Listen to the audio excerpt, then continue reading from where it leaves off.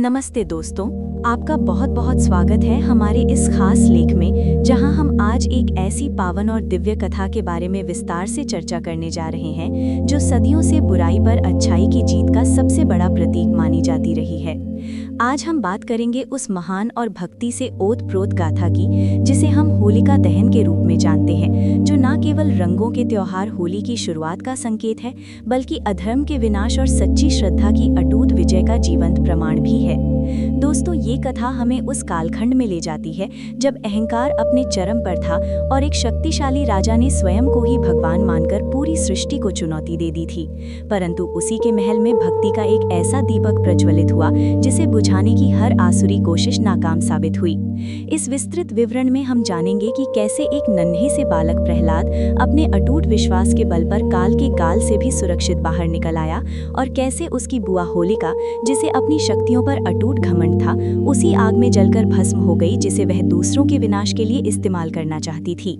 दोस्तों, ये केवल एक पौराणिक कहानी मात्र नहीं है, बल्कि ये हर मनुष्य के भीतर चलने वाले उस द्वंद्व की कहानी है जहां अंततः जीत हमेशा सत्य और धर्म की ही होती है। तो चलिए बिना किसी देरी के हम उस महान त्रेता युग की गहराई में उतरते हैं और देखते हैं कि कैसे हिरण्यकश्यप के वरदानों का मायाजाल नारायण की भक्ति के सामने तिनके की तरह बिखर गया, और कैसे आज भी ये कथा हमें ये विश्वास दिलाती है कि ईश्वर अपने भक्तों की रक्षा के लिए हर युग में किसी न किसी रूप में उपस्थित रहते हैं।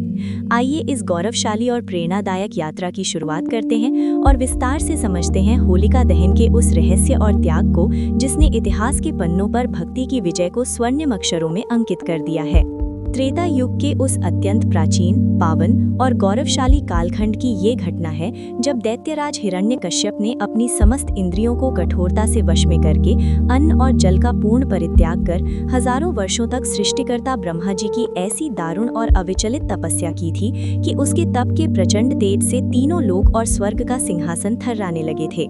जब ब्रह्मा जी उसकी अदम्य इच्छा शक्ति, लोहे जैसे दृढ़ संकल्प और घोर तपस्या से पूरी तरह संतुष्ट होकर उसके समक्ष हंस वाहिनी पर सवार होकर साक्षात प्रकट हुए, तब हिरण्यकश्यप ने अपनी मृत्यु के भय को सदा सदा के लिए समाप्त करने और स्वयं को अमरता के शिखर पर स्थापित करने के कुटिल और अहंकारी उद्देश्य से एक अत्यंत चतुर, गूढ़, मायावी और जटिल वरदान की करबद्ध याचना की। उसने बड़ी ही धूर्तता और चालाकी से ये मांग रखी कि उसे संसार का ना तो कोई साधारण हाड़ मांस वाला मनुष्य मार सके, न स्वर्ग का कोई शक्तिशाली और दिव्य अस्त्रधारी देवता, ना ही पाताल का कोई मायावी असुर या नाग, और ना ही घने वन का कोई हिंसक, बलशाली या खूंखार पशु उसे किसी भी प्रकार की शारीरिक क्षति पहुंचाने में समर्थ हो सके। उसने अपनी मृत्यु की हर एक संभव प्राकृतिक, भौतिक और लौकिक परिस्थिति को पूरी तरह से असंभव और मिथ्या बनाने का दुस्साहसिक प्रयास किया और ब्रह्मा जी से ये वरदान मांगा कि उसकी मृत्यु ना तो सूर्य के प्रचंड प्रकाश वाले दिन के उजाले में हो और ना ही चंद्रमा की शीतल चांदनी वाली काली डरावनी रात के गहन अंधेरे में। उसे ना तो उसके अभेद्य राजमहल की 7 परतों वाली 4 दीवारी की सीमाओं के भीतर मारा जा सके, और ना ही घर की चौखट या देहरी के बाहर खुले आकाश के नीचे। उस पर ना तो किसी धातु से बने और हाथ से फेंक कर चलाए जाने वाले अस्त्र का प्रहार काम करे, और ना ही हाथ में पकड़कर वार किए जाने वाले किसी तीक्ष्ण शस्त्र से उसका वध कभी संभव हो सके। उसे ना तो उपजाऊ और ठोस धरती पर मारा जा सके, और ना ही अनंत और विशाल आकाश के शून्य विस्तार में कोई उसे रत्ती भर भी हानि पहुंचा पाए। ब्रह्मा जी ने उसकी तपस्या के घोर तप और एकाग्रता को देखते हुए तथास्तु कहकर उसे ये दुर्लभ, अजेय और अमोघ वरदान प्रदान कर दिया। इस अजेय और असीमित वरदान को प्राप्त करते ही हिरण्यकश्यप का घमंड और असुरत्व का अहंकार अपनी समस्त मानवीय और राक्षसी सीमाओं को लांघकर चरम पराकाष्ठा पर पहुंच गया, और वह स्वयं को ही संपूर्ण चराचर ब्रह्मांड का एकमात्र भगवान, सर्वशक्तिमान स्वामी और आदि अंत का एकमात्र नियंता समझने लगा। उसने अपने संपूर्ण साम्राज्य, नगरों, जनपदों और ग्रामों में ये अत्यंत कठोर, निर्दयी और तानाशाही राजादेश घोषित करवा दिया कि कोई भी प्रजाजन भगवान विष्णु, नारायण या किसी भी अन्य देवी देवता की मानसिक या गुप्त रूप से भी आराधना नहीं करेगा, और सर्वत्र केवल और केवल हिरण्यकश्यपाय नमः का ही जय घोष जपा जाएगा और उसी की मूर्तियों की पूजा होगी। परंतु विधाता का विधान अत्यंत निराला, सूक्ष्म और अचूक था, क्योंकि जिस हिरण्यकश्यप को जगत पालक भगवान विष्णु के पावन नाम मात्र से घोर शत्रुता, जलन और ईर्ष्या थी, उसी के भव्य राजमहल में उसकी परम सात्विक और धर्मपरायण पटरानी कयाधु की कोख से एक परम दिव्य, तेजस्वी, शांत और अलौकिक दैवी गुणों से संपन्न बालक का जन्म हुआ, जिसका नाम प्रहलाद रखा गया।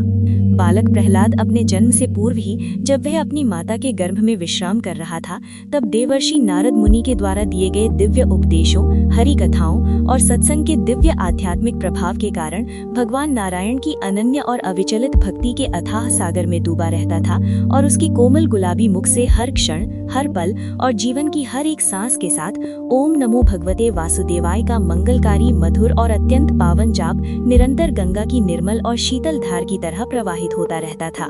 जब समय के निरंतर बीतने के साथ साथ हिरण्यकश्यप को इस कड़वे और उसके अहंकारी मन को गहरी चोट पहुंचाने वाले सत्य का बोध हुआ कि उसका अपना ही रक्त, उसका अपना ही पुत्र और उसका भविष्य का उत्तराधिकारी उसका खुला विरोध कर रहा है और उसके परम शत्रु नारायण की निरंतर आराधना और गुणगान में तल्लीन है, तो उसका क्रोध प्रलयंकारी अग्नि के समान धधक उठा।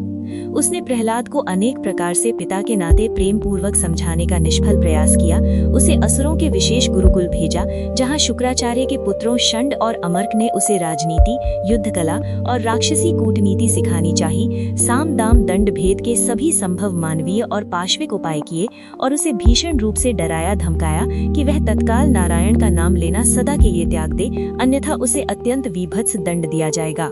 परंतु नन्हे और कोमल प्रहलाद ने अत्यंत शांत भाव, अडिग विश्वास और अटूट आध्यात्मिक साहस के साथ अपने क्रूर पिता की जलती हुई लाल आंखों में आंखें डालकर ये निर्भीक सत्य कहा कि हे पिताश्री, आप व्यर्थ ही मुझ पर क्रोधित हो रहे हैं, क्योंकि भगवान तो इस जड़ चेतन संसार के प्रत्येक सूक्ष्म कण कण और परमाणु में पूर्णतः विद्यमान है। वे मेरे हृदय के भीतर भी धड़क रहे हैं और आपके इस क्रोधी और अहंकारी स्वभाव के भीतर भी सूक्ष्म और शांत रूप से बसे हुए हैं। इसलिए मैं आपके भीतर बैठे उन्हीं सर्वव्यापी नारायण को सादर नमन, वंदन और कोटि कोटि प्रणाम करता हूँ। अपने ही पुत्र के मुख से नारायण की ऐसी अपार महिमा और उनकी सर्वव्यापकता की चर्चा सुनकर हिरण्यकश्यप का विवेक, बुद्धि और सोचने समझने की सात्विक शक्ति पूरी तरह से नष्ट हो गई और उसने अपने खूंखार, बलशाली और निर्दयी सैनिकों को ये अमानवीय और अत्यंत क्रूर आदेश दिया कि इस कुलद्रोही बालक को तत्काल तड़पा तड़पाकर मृत्यु के घाट उतार दिया जाए। हिरण्यकश्यप ने प्रहलाद के प्राण हरने के लिए एक के बाद एक कई भयानक, विभत्स, रोंगटे खड़े कर देने वाले और प्राण घातक प्रयास किए। सबसे पहले उसे खौलते हुए काले तेल की एक विशाल और नीचे से धधकती हुई लोहे की कढ़ाई में क्रूरता पूर्वक डलवाया गया, जहां तेल का तापमान किसी भी जीव को पल भर में भस्म कर उसकी हड्डियों तक को गलाने के लिए पर्याप्त था। परंतु नारायण की असीम, अगाध और अलौकिक कृपा से वह उबलता और खौलता तेल भक्त प्रहलाद के लिए चंदन के शीतल लेप के समान अत्यंत ठंडा, सुगंधित और सुखद हो गया और वह पूर्णतः सुरक्षित रहा। इसके पश्चात अधर्मी और पापी हिरण्यकश्यप ने उसे एक अत्यंत ऊंचे, दुर्गम और नुकीले पत्थरों वाले पर्वत की सबसे ऊंची चोटी से नीचे गहरी अंधेरी खाइयों और भयानक चट्टानों पर फेंकवा दिया, ताकि उसके सुकुमार शरीर के हजारों टुकड़े टुकड़े हो जाएं और उसका नामो निशान भी ना रहे। परंतु वहां भी अपने अनन्य भक्त के रक्षक भगवान ने अपनी अदृश्य, कोमल और ममतामयी भुजाओं से गोद में थाम लिया और उसे एक साधारण खरोंच तक नहीं आई। हिरण्यकश्यप का अत्याचार, उन्माद और क्रूरता यहीं पर नहीं थमी और उसने प्रहलाद को एक ऐसी अंधेरी और दुर्गंध युक्त काल कोठरी में भारी लोहे की जंजीरों से जकड़कर बंद करवा दिया, जहां काल के समान काले और अत्यंत विषैले भूखे सर्प छोड़े गए थे, जिनका एक सूक्ष्म दंश ही पल भर में मृत्यु लाने के लिए पर्याप्त था। परंतु वे भयानक और फुफकारते सर्प भी प्रहलाद की अलौकिक और पवित्र भक्ति के दिव्य तेज को देखकर पूरी तरह शांत हो गए और उसे डसने के बजाय उसके नन्हे चरणों में अपना फन झुकाकर श्रद्धा भाव से लौटने लगे। जब हिरण्यकश्यप की समस्त आसुरी शक्तियां, तांत्रिक विद्याएं, मारण मंत्र और युक्तियां एक छोटे से अबोध बालक के सामने पूरी तरह विफल, पराजित और लज्जित होने लगी, तब उसने अपनी परम मायावी और दुष्ट बहन होलिका को सहायता के लिए आमंत्रित किया। होलिका को पितामह ब्रह्मा जी से एक ऐसा चमत्कारिक, अमोघ और दिव्य दुशाला या रेशमी वस्त्र प्राप्त था, जिसे ओढ़कर धधकती हुई प्रचंड अग्नि के बीच बैठने पर भी उसे ज्वालाएं छू तक नहीं सकती थी और वह जलने से पूरी तरह बच सकती थी। हिरण्यकश्यप के निर्देश पर फाल्गुन मास की उस पवित्र और शीतल पूर्णिमा की रात्रि को सूखे काठ, सुगंधित चंदन की लकड़ियों, घास फूस और उपलों की एक पर्वत जैसी विशाल और गगनचुंबी चिता तैयार की गई और होलिका बालक प्रहलाद को अपनी बलि देने की नीयत से अपनी गोद में लेकर उस भयानक चिता के बिल्कुल बीचों बीच बैठ गई, जिसके पश्चात चारों ओर से उसमें तीव्र, विकराल और प्रलयंकारी अग्नि प्रज्वलित कर दी गई। होलिका को अपने वरदान और उस दिव्य वस्त्र पर घोर अहंकार और ये झूठा गर्व था कि वह तो पूरी तरह सुरक्षित बच जाएगी और छोटा सा अबोध प्रहलाद उसी क्षण जलकर राख का ढेर हो जाएगा। परंतु भक्त प्रहलाद ने पूर्ण विश्वास, श्रद्धा और परम आत्मसमर्पण के साथ अपनी कोमल आंखें मूंद ली और केवल नारायण के चरणों का ध्यान करते हुए उनका मधुर नाम निरंतर जपना जारी रखा। जैसे ही आग की लपटें गगन को छूने लगी और सारा वातावरण धधक उठा, तभी ईश्वरीय न्याय, सत्य और शाश्वत दैवीय विधान के कारण पापिनी होलिका का वह वरदान तत्काल प्रभाव से निष्प्रभावी, अर्थहीन और शून्य हो गया, क्योंकि उसने उस पवित्र वरदान का दुरुपयोग एक निर्दोष, अबोध और परम भक्त की निर्मम हत्या करने और अधर्म का मार्ग चुनने के लिए किया था।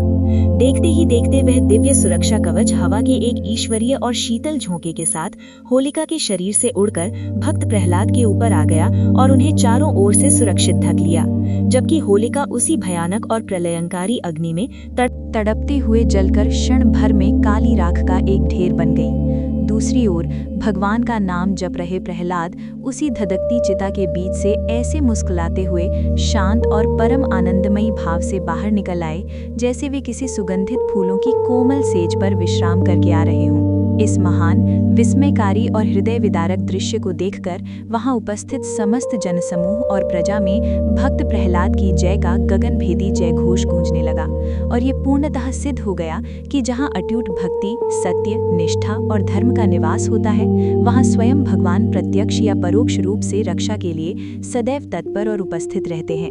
यही वो अत्यंत प्राचीन, पावन और महान प्रेरणादायी कथा है जो युगों युगों से हमें ये अमर संदेश देती आ रही है कि अहंकार, अधर्म और बुराई का अंत कितना भी विलंब से क्यों न हो, पर वो निश्चित और अटल है और ईश्वर की सच्ची भक्ति सदैव अजर, अमर, अविनाशी और अजय रहती है। दोस्तों, होलिका दहन की इस पावन और अत्यंत विस्तृत कथा का सार यही है कि संसार में चाहे बुराई कितनी भी बलशाली क्यों न हो जाए और अधर्म का अंधकार चाहे कितना भी गहरा क्यों न हो, सत्य की एक छोटी सी लौ उसे पराजित करने का पूर्ण सामर्थ्य रखती है। भक्त प्रहलाद का जीवन हमें ये महान सीख देता है कि यदि ईश्वर पर हमारा अटूट विश्वास और पूर्ण समर्पण हो तो अग्नि की भीषण लपटें भी शीतल हो जाती हैं और काल के क्रूर प्रहार भी नारायण की कृपा के सामने पूरी तरह निष्फल हो जाते हैं।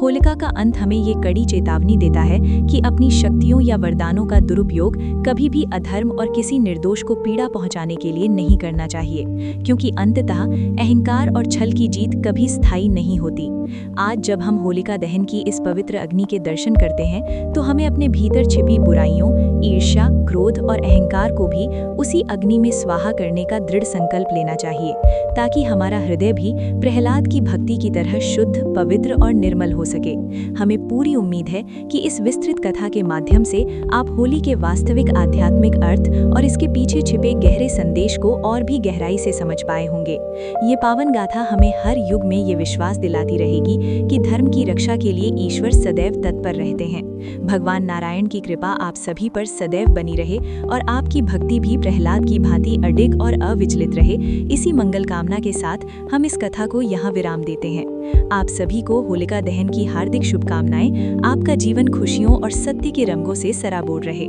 बहुत बहुत धन्यवाद और जय श्रीमन नारायण।